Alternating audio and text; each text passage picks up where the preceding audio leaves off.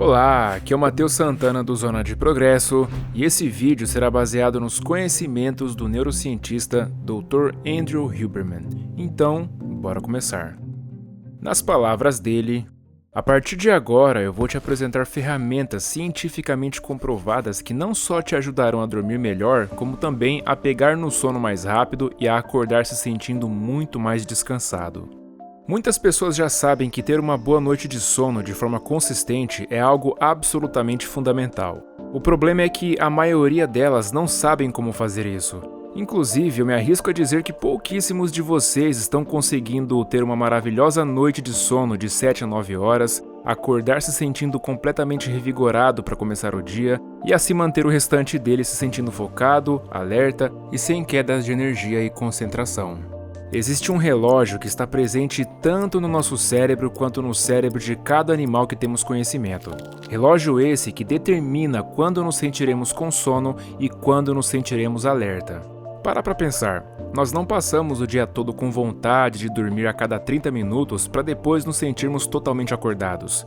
Tanto o nosso sono em si quanto a nossa vontade de dormir tendem a ser condensadas em um único bloco, no qual gira em torno de 6 a 10 horas. E apesar de também haver variações no que se refere a quanto tempo as pessoas precisam dormir, cada ciclo de 24 horas é governado por uma série de coisas diferentes. Mas o que mais determina a que horas você quer estar dormindo e a que horas você quer estar acordado é a luz solar. Bom, dessa forma, vamos nos aprofundar um pouco mais sobre o quão importante é essa relação entre a luz solar e a hora que você sente sono e o que acontece com o seu corpo enquanto você passa por um dia de 24 horas. Vamos começar então com o ato de acordar.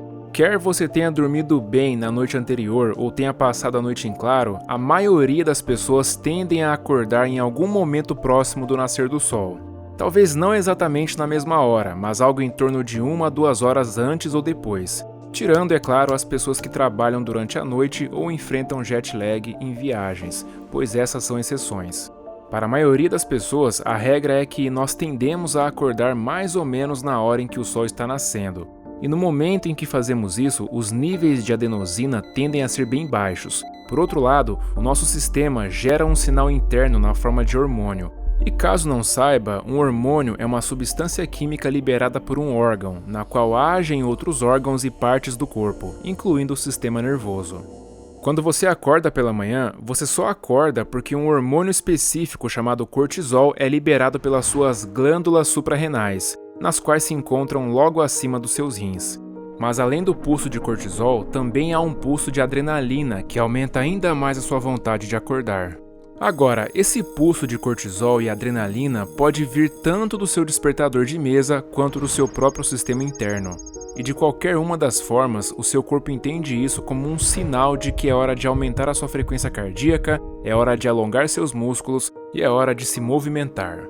É extremamente importante que esse pulso de cortisol aconteça logo no início do dia, ou pelo menos no início do seu estado de vigília, seja lá qual for a hora que você acordar. Digo isso porque algumas pessoas precisam acordar às 8 da noite para trabalhar e depois passam a maior parte do dia dormindo. Mas de maneira geral, esse pulso de cortisol precisa acontecer no início do dia e de uma única vez. Muitos de vocês só ouvem falar do cortisol quando o assunto é estresse. E de fato, no decorrer do nosso dia e da nossa vida, nós passamos por diversos eventos estressantes que nos colocam em estado de alerta. Um bom exemplo disso pode ser olhar para a fatura do cartão de crédito e perceber que há compras que não foram efetuadas por você, ou então ler uma mensagem de texto dizendo que algo no qual você queria muito que acontecesse não irá mais acontecer. Em ambos os casos, essas situações irão gerar um pulso de adrenalina e noradrenalina em seu sistema. Mas se a situação for estressante o suficiente, você também receberá alguns pulsos de cortisol ao longo do dia, o que não é saudável. Por outro lado, o aumento do cortisol que te faz acordar pela manhã é algo natural e saudável, pois é isso que te faz querer começar o dia e realizar suas tarefas, como trabalhar, estudar, se exercitar e etc. Mas não para por aí. No momento em que você tem esse pico de cortisol natural que te acorda, uma espécie de cronômetro é disparado no seu sistema nervoso, no qual determina o momento exato em que um outro hormônio chamado melatonina será secretado pela sua glândula pineal. A melatonina é responsável por te deixar com sono, e esse cronômetro celular do corpo basicamente diz ao cérebro que dentro de 12 a 14 horas depois de você ter acordado, ela será secretada. Portanto, há dois mecanismos aqui, um sinal de vigília e um sinal de sonolência. E o sinal de vigília aciona o cronômetro que acarretará no disparo do sinal de sonolência cerca de 14 horas depois. Além disso, você tem a capacidade tanto de atrasar quanto de adiantar essas fases. Por exemplo, se você ficar exposto a muita luz no meio da noite, será difícil você querer acordar cedo na manhã seguinte e ir para a cama cedo quando anoitecer. Por outro lado, o contrário também pode acontecer. Se você acordar cedo, tipo 5 ou 6 horas da manhã, e logo em seguida expor seus olhos à luz solar, você vai adiantar seu relógio biológico, fazendo com que você queira ir dormir mais cedo e acordar mais cedo no dia seguinte.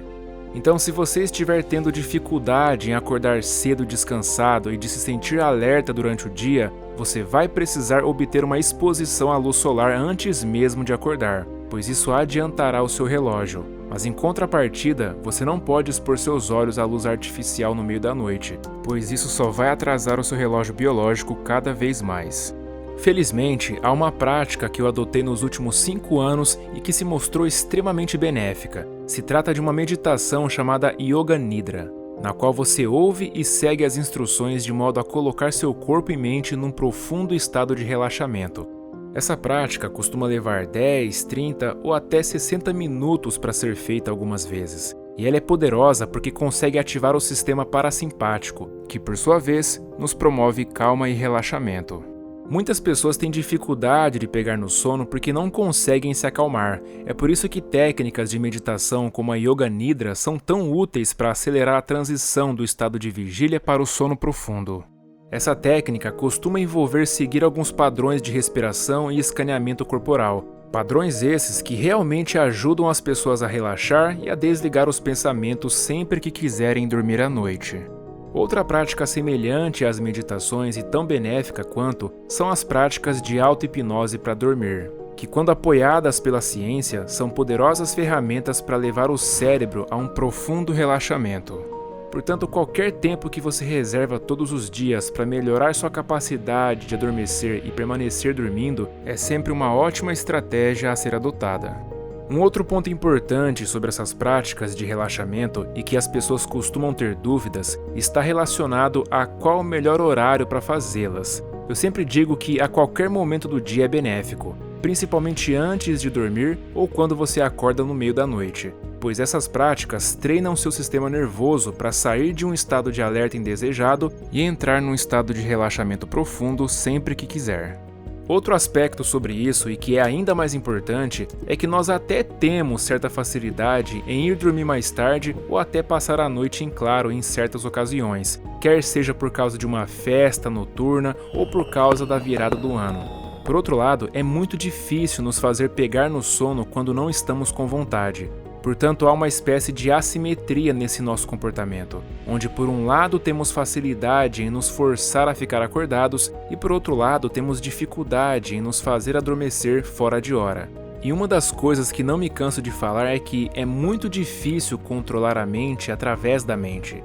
Isso significa que quando você tem problemas para acalmar a mente e adormecer, você precisa utilizar outros mecanismos, como o corpo e todas as outras coisas que foram citadas até aqui, como a meditação, a auto-hipnose e a Yoga Nidra, pois tudo isso envolve a conexão entre a mente e o corpo para que você consiga entrar num estado de relaxamento propício a ter uma excelente noite de sono.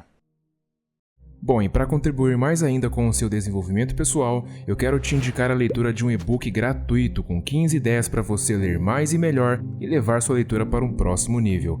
Afinal, eu acredito que a leitura, principalmente de livros, tem o poder de mudar as pessoas e o mundo para melhor. É o primeiro link na descrição. Um forte abraço e até a próxima.